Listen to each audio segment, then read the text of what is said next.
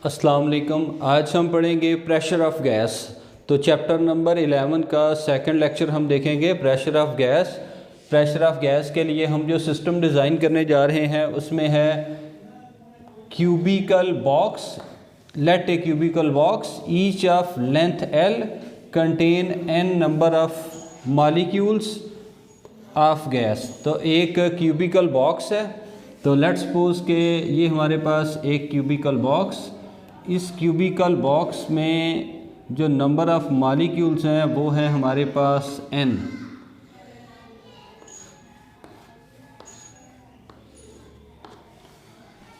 उसके बाद जी ये जो क्यूबिकल बॉक्स है इसका कोई भी जो एक साइड है इसकी लेंथ जो है वो है लेंथ L।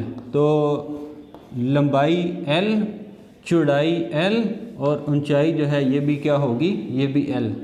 इस क्यूबिकल बॉक्स के अंदर जो नंबर ऑफ़ मॉलिक्यूल्स हैं वो हैं n नंबर ऑफ़ मॉलिक्यूल्स। और ये जो n नंबर ऑफ़ मॉलिक्यूल्स हैं ये रैंडम मोशन कर रहे हैं। और इस क्यूबिकल बॉक्स को आप नाम दे दो A, B, C और D। इधर आप लिख लो E, F, G और उसके बाद H। और इस क्यूबिकल बॉक्स में कोई एक मालिक्यूल, लेट्स सपोज के ये मालिक्यूल जो कि किसी लेफ़्ट फेस, इसको हम नाम दे देते हैं फेस 1 और इसका मैस है m और ये मोशन कर रहा है किसी वेलोसिटी v1x के साथ और ये मोशन कर रहा है राइट की तरफ। और E, F, G और H फेस, इसको आप नाम दे दो face 2। The velocity of one molecule moving along x-axis is v1x। तो एक मॉलिक्यूल जो along x-axis जा रहा है इसकी वेलोसिटी जो है वो है v1x। अब आप लिख लें initial momentum. Initial momentum of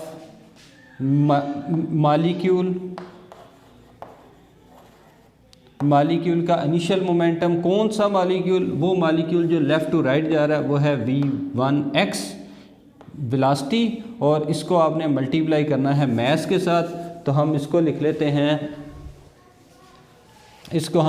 हैं m मल्टीप्लाई बाय v1x। तो ये मोमेंटम आ गया। उसके बाद ये मॉलिक्यूल जब लेफ़्ट से राइट साइड पे जाता है, राइट साइड पे जाके टकराता है और टकराने के बाद लेफ़्ट पे वापस आता है, इसकी वेलोसिटी आ जाएगी -v1x। तो final momentum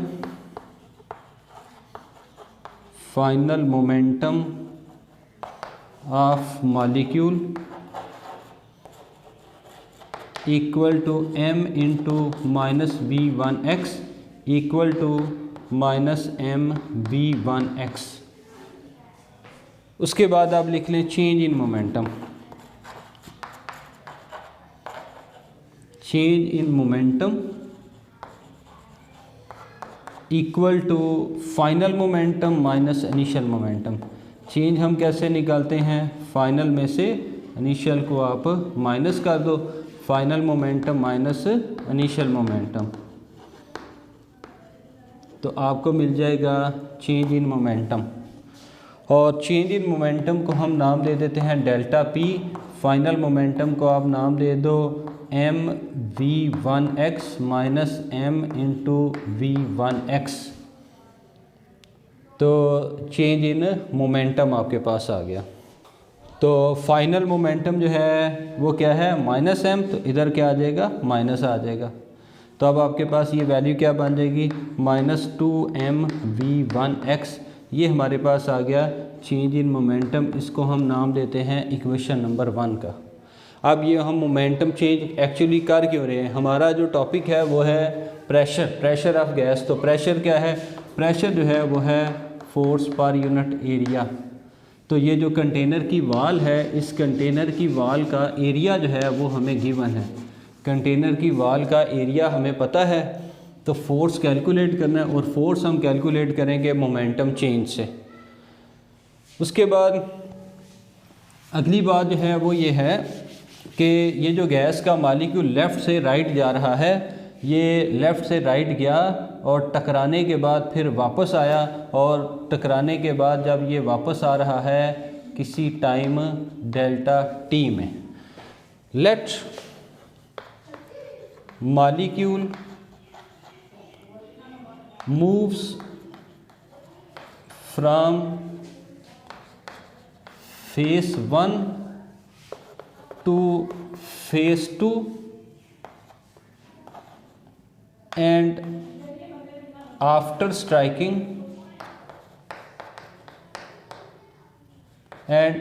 striking with phase 2 molecule bounce back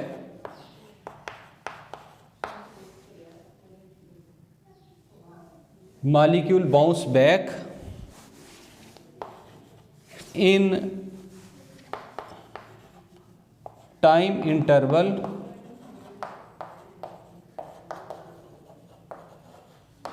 delta t and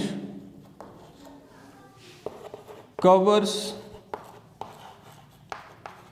distance 2l। तो इस दौरान मालिक्यूल कितना डिस्टेंस कवर करता है 2l, और मालिक्यूल वापस आने में कितना टाइम ले रहा है वो है डेल्टा टी। अब आप देखो कि l डिस्टेंस जाने का, ये जो मालिक्यूल लेफ़्ट से जा रहा है ये l डिस्टेंस कवर करेगा फेज़ 1 से फेज़ 2 और फेज़ 2 से फेज़ 1, फिर कितना डिस्टेंस कवर करेगा l, तो l प्लस l कितना बन जाएगा 2l। तो टोटल डिस्टेंस जो है वो हमारे पास फिर आ गया 2l। नाउ अब हम यूज़ करेंगे डिस्टेंस की इक्वेशन ताकि हम टाइम जो है वो कैलकुलेट कर सकें। तो डिस्टेंस की इक्वेशन हमारे पास है s is equal to v t.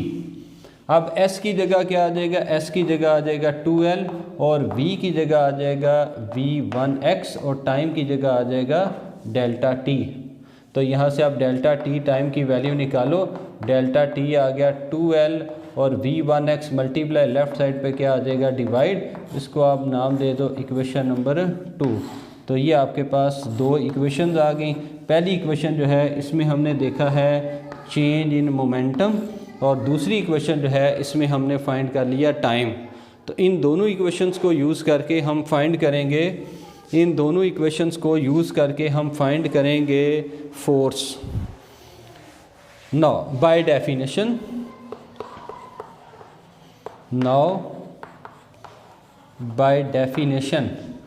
अब डेफिनेशन क्या है, we know that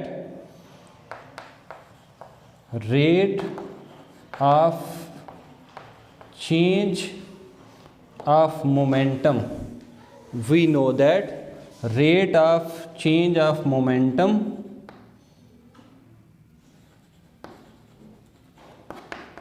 is equal to applied force।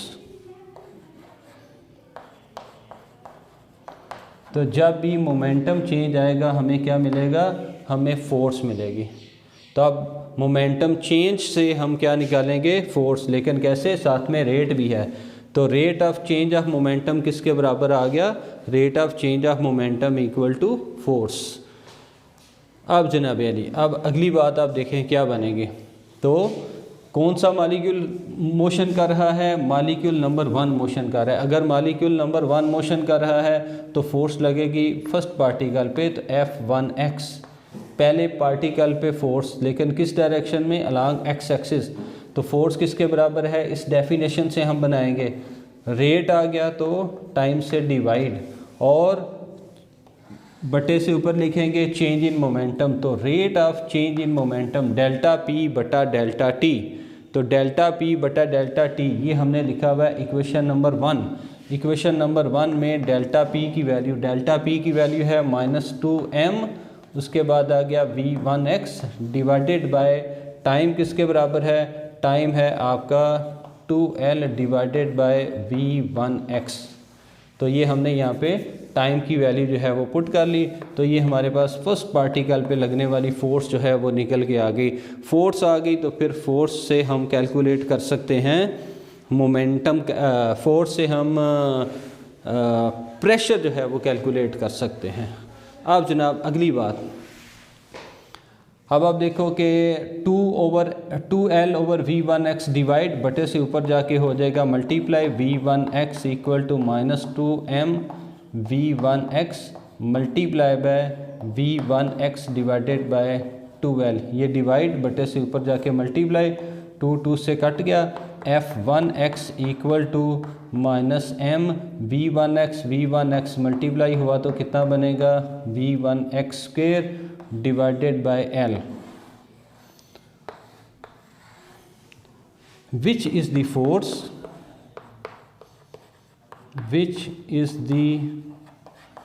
force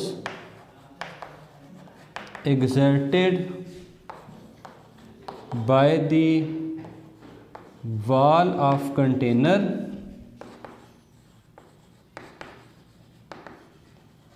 on molecule?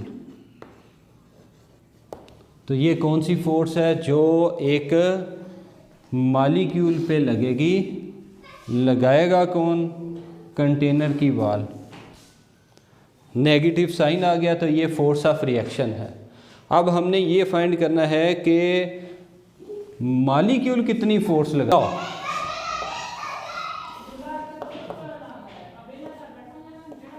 Now by Newton's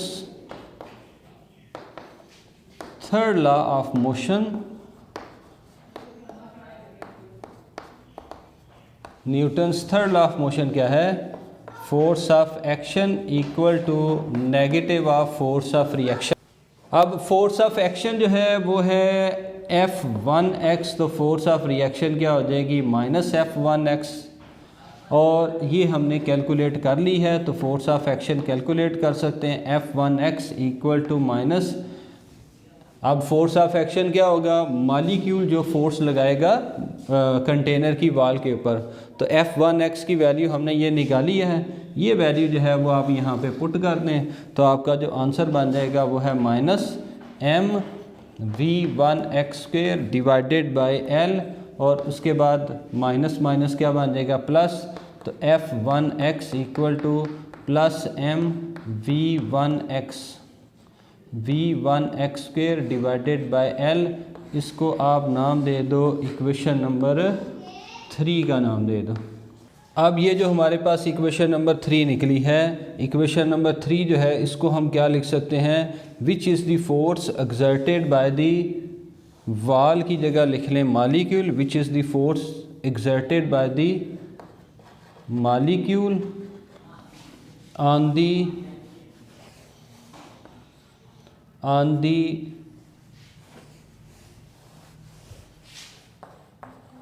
the wall of container। तो ये वो फोर्स है जो मॉलिक्यूल लगाएगा कंटेनर की वॉल के ऊपर। अब इसको देख के तो हम जो है n नंबर ऑफ पार्टिकल्स के लिए फोर्स की इक्वेशन जो है वो लिख लेंगे। उसके बाद ये आप लिखें जी, as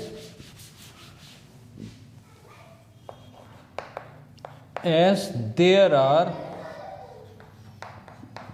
n number of molecules in the container,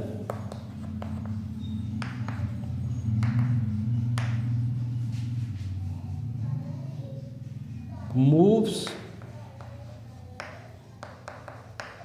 with velocities V1x, V2x, V3x and so on Vnx। तो इस कंटेनर में जो पहला मॉलिक्यूल है उसकी वेलोसिटी जो है वो V1x है, जो दूसरा मॉलिक्यूल होगा उसकी वेलोसिटी V2, तीसरे की V3 and so on Vnx। Exert, ये जितने भी मॉलिक्यूल्स ट्रेवल करके जा रहे हैं, exert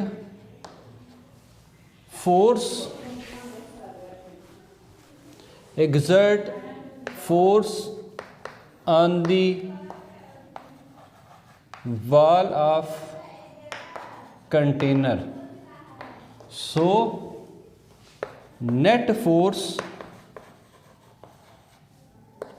सो नेट फोर्स इस, अब कंटेनर जो है इसके अंदर कंटेनर के जो मालिक्यूल हैं वो कंटेनर की वाल के ऊपर जो टोटल फोर्स लगाते हैं वो कितनी होगी, इसको आप लिख लो एफ एक्स, एक्स का मतलब along x axis equal to F1x plus F2x plus F3x up to Fnx।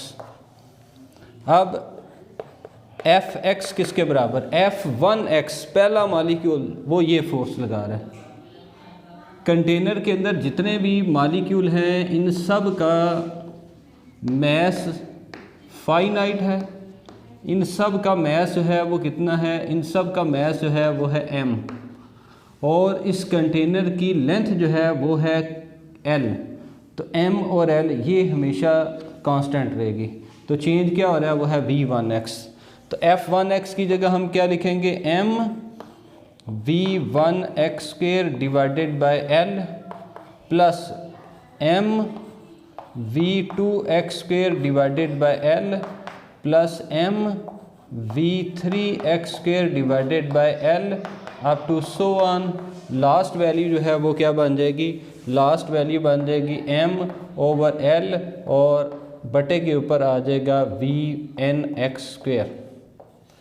तो पहला मालिक्यूल जो है वो जो फोर्स लगा रहा है वो है m over l multiply bye फिर v1x स्क्वेयर, फिर m v2x स्क्वेयर दूसरा divided by l m v3x square divided by l m vnx square divided by l। तो ये आपके पास जितने भी मालिक्यूल है वो कंटेनर की वाल के साथ फोर्स लगाएंगे। अब हमने फाइंड करना है कि ये जो फोर्स लग रही है इस फोर्स की वैल्यू जो है वो कितनी है।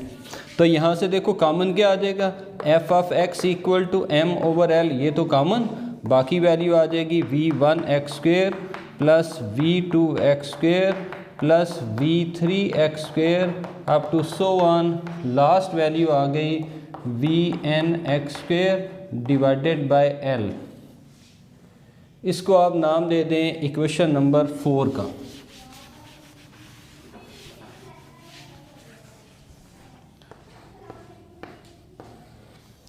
अगर मिल गई तो फोर्स से हम प्रेशर जो है वो कैलकुलेट कर सकते हैं। Now by definition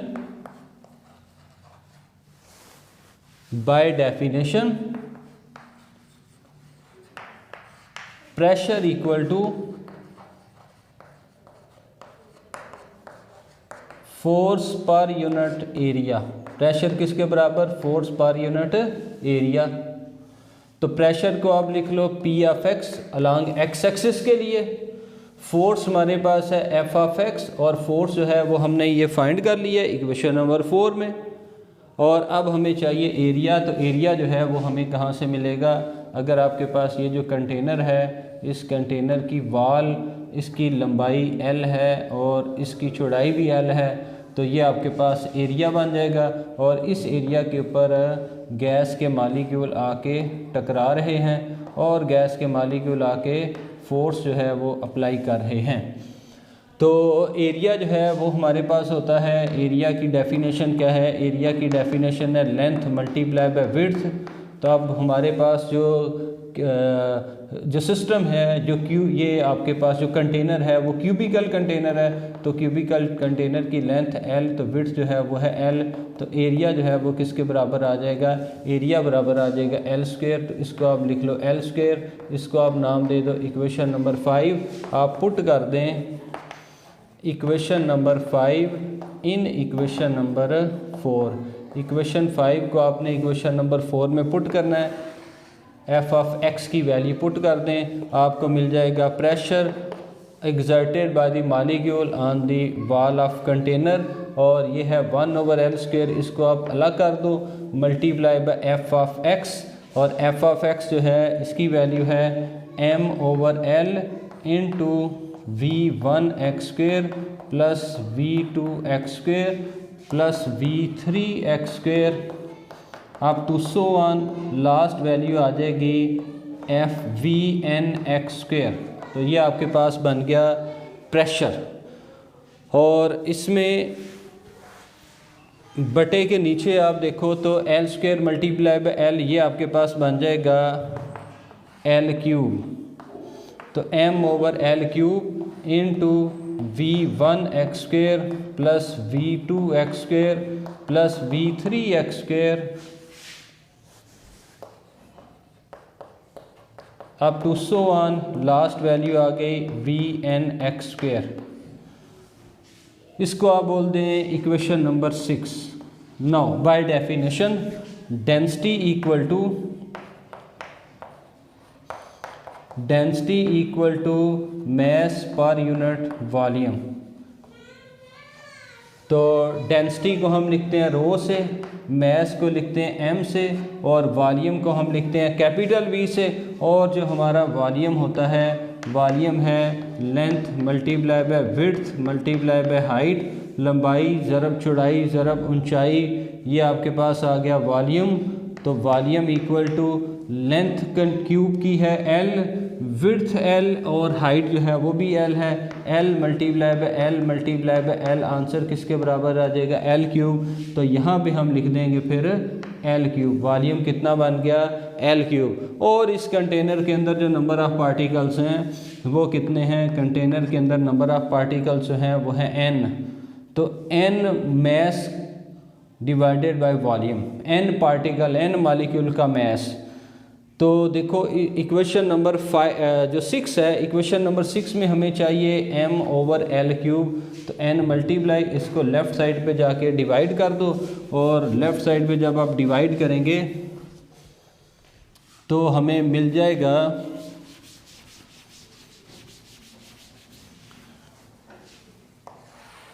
left side पे जब आप डिवाइड करोगे तो आपको आंसर मिलेगा रो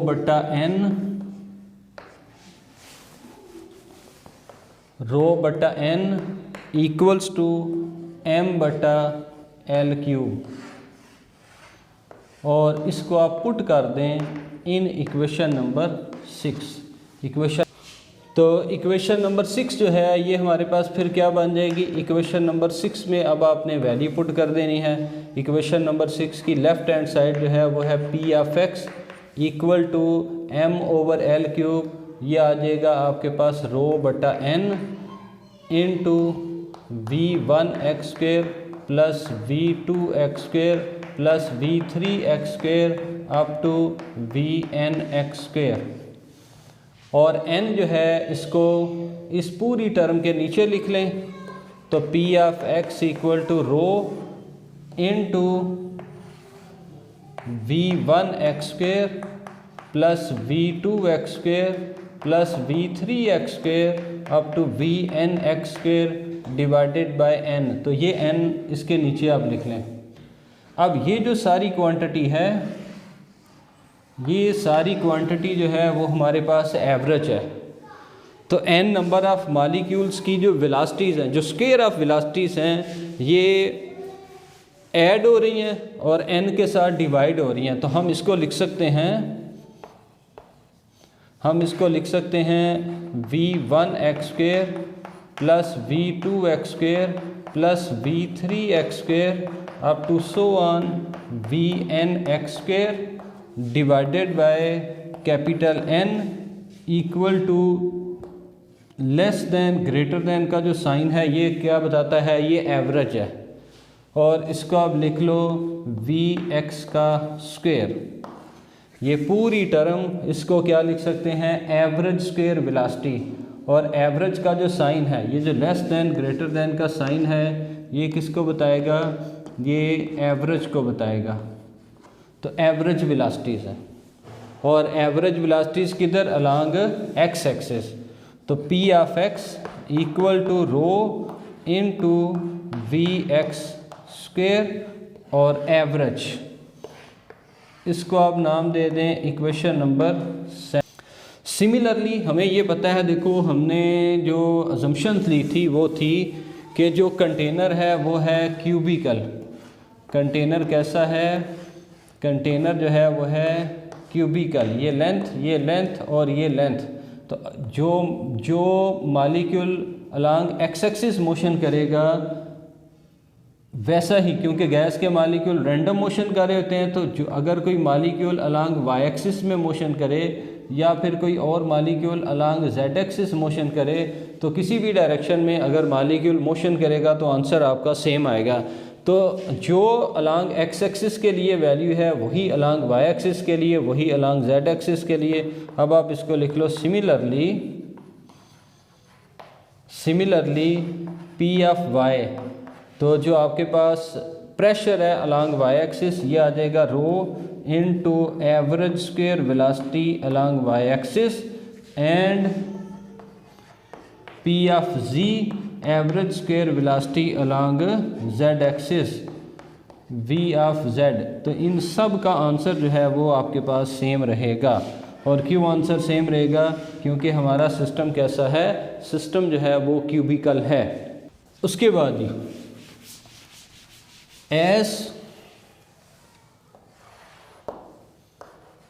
as motion of molecules is random, gas के मालिक्यूल जो है वो रैंडम मोशन करेंगे and their components of velocities are equal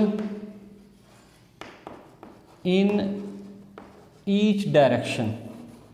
तो आप किसी भी एक डायरेक्शन को कंसिडर करें, किसी भी आप एक डायरेक्शन को जब आप कंसिडर करोगे तो जो कंपोनेंट ऑफ वेलोसिटी है इसने क्या आना है, इसने आना है सेम। और कंपोनेंट ऑफ वेलोसिटी का मतलब v x equal to v y equal to v z. तो किसी भी डायरेक्शन में magnitude of component of velocity क्या होगी, सेम। तो इसका स्क्वायर भी फिर इक्वल हो जाएगा। तो एवरेज स्क्वायर वेलोसिटी चाहे गैस के मालिक्यूल की हो किधर, अलांग एक्स एक्सिस। अगर ये एक क्यूब है और इस क्यूब में चाहे आप क्या कंसिडर करो एक्स एक्सिस, चाहे आप कंसिडर करो वाई एक्सिस, चाहे आप कंसिडर करो जेड एक्सिस। तो चाहे आप इस तरफ जाएं, चाहे आप इस तरफ जाएं, चाहे आप इस तरफ जाएं, तो कंपोनेंट ऑफ वेलोसिटीज़ जो हैं वो क्या होंगी, वो बराबर होंगी। तब अगर इन सारी वेलोसिटीज़ के कंपोनेंट्स को अगर हम ऐड कर लें, इन सारी वेलोसिटीज़ के अगर आप कंपोनेंट्स को ऐड कर लो तो फिर हमारा जो आंसर बनेगा वो क्या होगा, 9 v square average square velocity equal to v x square plus v y square plus v z square. तो ये क्या है, कंपोनेंट्स ऑफ वेलोसिटीज़ हैं। तो कंपोनेंट्स ऑफ वेलोसिटीज़ को हमने क्या किया, ऐड कर लिया। अब आप देखो, अब ये जो हमारी इक्वेशन है, ये जो हमने लास्ट इक्वेशन बनाई है, इस इक्वेशन में अगर मैं वी जेड को छुपा दूं तो वी एक्स किसके बराबर होगा, वी वाई के बराबर होगा। तो अगर आप लास्ट वाले को छुपा दो v x square equal to v y square, तो मैं वी वाई स्क्वायर की जगह पे यहाँ पे लिख सकता हूँ वी एक्स का स्क्वायर। और अगर मैं वी वाई को छुपा दूँ तो वी एक्स स्क्वायर किसके बराबर होगा, वी जेड। तो इस वी जेड की जगह मैं क्या लिख सकता हूँ, वी एक्स का स्क्वायर। और ये तो ऑलरेडी आपके पास वी एक्स का स्क्वायर आया है और equal to component of velocity जो आपके पास नेट वैल्यू होगी।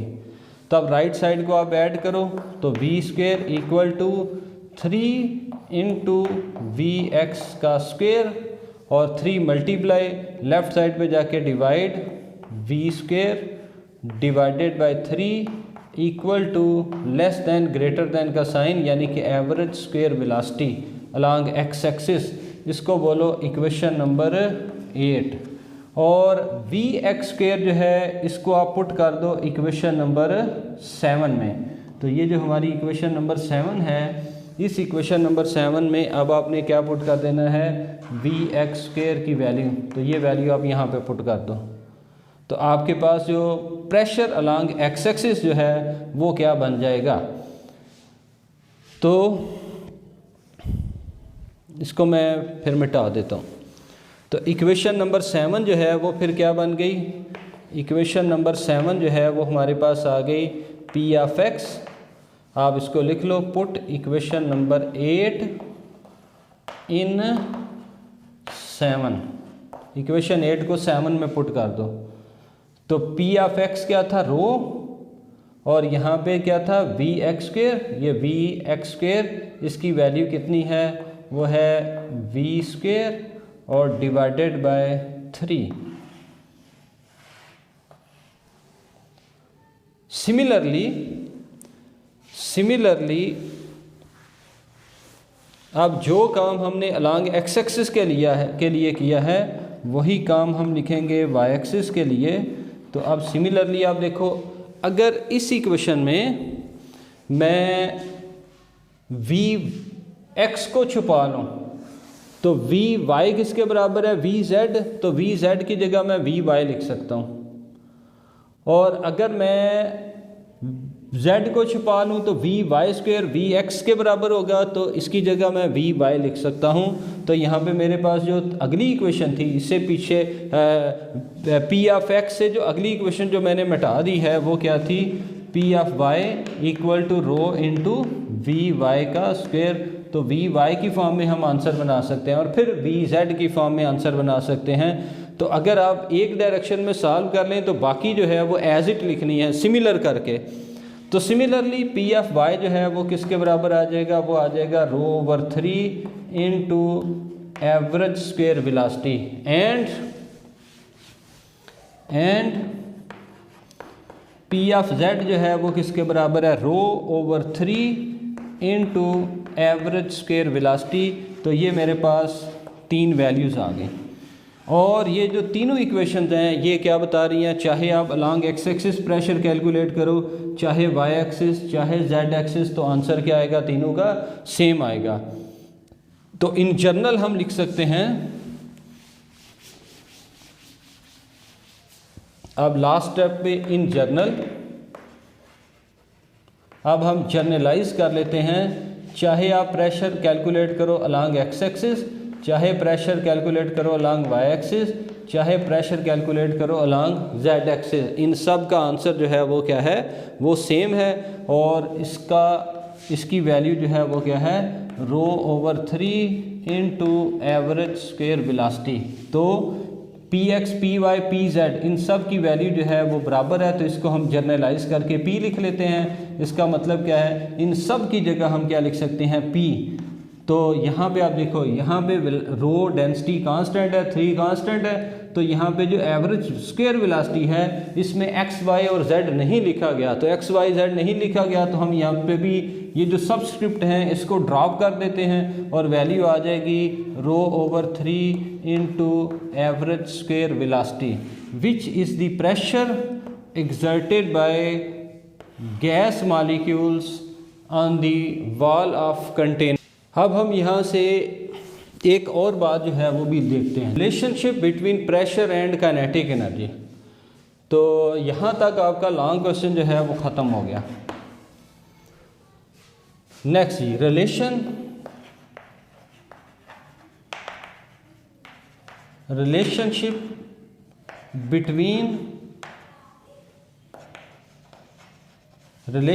Between pressure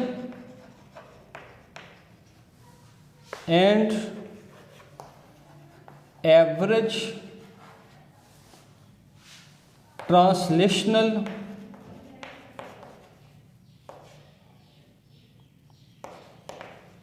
kinetic energy. तो अब हम ये प्रूव करने जा रहे हैं कि एक मॉलिक्यूल की जो एवरेज ट्रांसलेशनल काइनेटिक एनर्जी होती है वो एक्चुअली प्रेशर जो है वो जनरेट करती है। तो ये हमारा अलग से जो है वो एक छोटा सा शॉर्ट क्वेश्चन जो है वो बन सकता है। तो अगर प्रेशर ऑफ गैस पेपर में आए तो आपने बस यहाँ तक लिखना है, ये वाला पार्ट नहीं लिखना। अच्छा जी, अब ये बनाने के लिए relation between kinetic energy and pressure, kinetic energy और प्रेशर के बीच में रिलेशन बनाने के लिए आप लिखें as we know that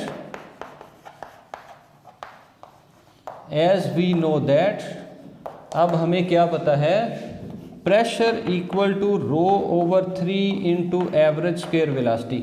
pressure का relation, pressure equal to rho over 3 into average square velocity, इसको आप नाम दे दो इक्वेशन नंबर 1, या इसको रोमन में 1 कह दो। Also we know that density equal to mass पर यूनिट वॉल्यूम। डेंसिटी किसके बराबर है, मास पर यूनिट वॉल्यूम। तो डेंसिटी को आप रो लिख दो, मास को m लिख दो और वॉल्यूम को आप कैपिटल V लिख दो। तो अब आपने यहाँ पे L क्यूब नहीं लिखना, तो कैपिटल V वॉल्यूम है और एक कंटेनर के अंदर जो नंबर ऑफ मॉलिक्यूल हैं वो है n। तो इसको आप नाम दे दो इक्वेशन नंबर 2।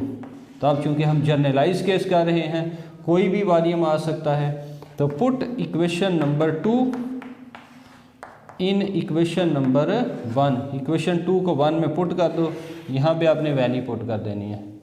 तो pressure equal to rho density, ये बन जाएगा NM divided by 3 into capital V into average square velocity. उसके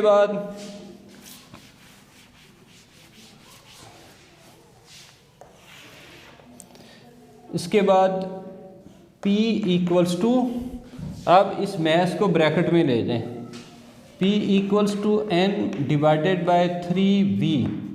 ये बटे के नीचे वाला जो V है ये वॉल्यूम है, और less than greater than sign वाला जो V है ये वेलोसिटी है, into M into V square. तो ब्रैकेट में अब आपने बनाना है काइनेटिक एनर्जी। तो काइनेटिक एनर्जी बनाने के लिए 2 से डिवाइड कर दो और इधर 2 से मल्टीप्लाई कर दें। तो P इक्वल्स टू अब 2N divided by 3V into less than greater than sign, मतलब एवरेज, इसके अंदर आप क्या लिखोगे, काइनेटिक एनर्जी। अच्छा जी, उसके बाद जो है ना N नंबर ऑफ मॉलिक्यूल पर यूनिट वॉल्यूम, तो ये बन जाएगा नंबर डेंसिटी। तो इसको आप एक नया नाम दे दो। तो कंटेनर का जो वॉल्यूम है वो हमें पता होगा, वॉल्यूम फाइनाइट है, और N जो है वो नंबर ऑफ मॉलिक्यूल है। लेट्स सपोज एक कंटेनर में 1000 मॉलिक्यूल, तो ये नंबर है, ये कांस्टेंट हो जाएगा। तो N बटा कैपिटल V, इसको एक नया नाम दे देते हैं, इसको आप नाम दे दो N नॉट का। इसको आपने नाम क्या दे देना है, N नॉट का नाम दे दो। तो ये वैल्यू आप यहाँ पे पुट कर दो, P equals to 2/3 into N naught, जो कि कांस्टेंट है, 2 भी कांस्टेंट, 3 भी कांस्टेंट, और उसके बाद आ गया हमारे पास काइनेटिक एनर्जी। तो ये कांस्टेंट, ये इक्वालिटी और कांस्टेंट को ख़त्म करें तो प्रोपोर्शनैलिटी। तो इसका मतलब क्या आ गया कि जो हमारे पास प्रेशर है ये एवरेज ट्रांसलेशनल काइनेटिक एनर्जी के डायरेक्टली रिलेटेड है। तो which means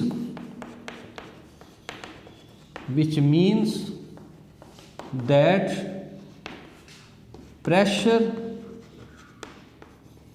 exerted by the molecule on the wall of container is directly proportional to average